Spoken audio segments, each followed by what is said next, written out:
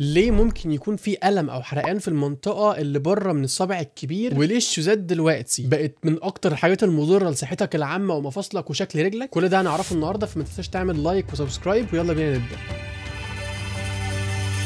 لو بصينا على رجل طفل هتلاقي ان عنده صوابعه مفروده ومفتحه وكل واحد باصص في ناحيه، وخصوصا الصابع الكبير بتلاقيه باصص في الاتجاه الطبيعي بتاعه زي بقيه الصوابع، وده بيبقى بسبب ان هم لسه ما بداوش يلبسوا شوزات، ولسه رجلهم بالحاله اللي ربنا خلقهم بيها قبل ما احنا نبدا نعدل عليها ونشكل فيها حسب الشكل بتاع الموضه اللي احنا ماشيين بيه. ومع الوقت يكبروا ويبداوا يلبسوا شوزات ويحصل عندهم اللي بنقول عليه هالكس فالجس او بانيون. طبعا ليه طريقه قياسات دقيقه جدا بالاشعه، وبنقيس بيها الدرجه بتاعته هي بسيطه ولا متوسطه ولا شديده، بس مش مشكله الدرجات خالص، المهم ان انت شايفه بعينك وشايف شكل رجلك عامله ازاي، وده اللي احنا بنحدد بيه بشكل بسيط جدا. البانيون هو حاجه بروجريسيف، يعني مع الوقت بتبدا تزيد وبتحصل بنسبه كبيره جدا جدا، يعني يعتبر الاساس بتاعها هي الشوزات الضيقه اللي بتخلي شكل الرجل مقفوله، ومع الوقت بتبدا تتشد فبتبقى سحب الصابع بالشكل ده حتى وانت مش لابس الشوزه. لو عايز تعرف الجزمه اللي انت بتلبسها هي فعلا بتعمل كده ولا لا، واللي هي غالبا بتبقى كده فعلا، فانت بتقوم مطلع الفرشه منها وقايسها على رجلك. لو لقيت صبعك الكبير طالع لبره حدود الفرشه يبقى ده معناه انك لما بتلبس الشوزه صبعك بيضطر يتضغط عشان يكفي المكان، وده مع الوقت ممكن يعمل التهاب ووجع وحرقان. وكمان لقوا ان بيحصل في الاناث اكتر من الرجاله، وده كمان ممكن يكون بسبب الكعب العالي اللي برضه بيزود الموضوع اكتر. ولقوا كمان ان الجينات ليها دور في الموضوع، ومن ضمن الاسباب اللي بتعمل المشكله دي هي اي مشكله في مفصل الكاحل، زي الناس اللي عندهم فلات فوت او الناس اللي عندهم نقص في حركه قفل مفصل الكاحل، وده معناه ان قصبه الرجل ما بتقدرش تتقفل خالص على مفصل الكاحل، واللي هي حركه اساسيه جدا في المشي العادي بتاعنا، واللي لو عندنا فيه مشكله هتبدا رجلينا تلف لبره عشان تعرف تعوض النقص ده بانها تنام على الجزء القداماني الداخلي للرجل، فبنبقى ضاغطين برضو على الصابع الكبير اللي هو بيحصل فيه المشكله، فنبقى احنا كده بنزود عليه المشكله بسبب قصور في ميكانيكيه الكاحل. طبعا كل المشاكل دي مش بس هتبقى مقتصره على الكاحل والرجل، هي ممكن تطلع تبوظ بقيه السلسله بتاعت جسمك، يعني ممكن تعمل لك الم في ركبتك وممكن تعمل لك الم في الحوض وانت ما تبقاش عارف ان كل ده من مشكله بسيطه في رجلك. طيب نحل الموضوع ده ازاي؟ اول حاجه انك هتلبس جزم واسعه عشان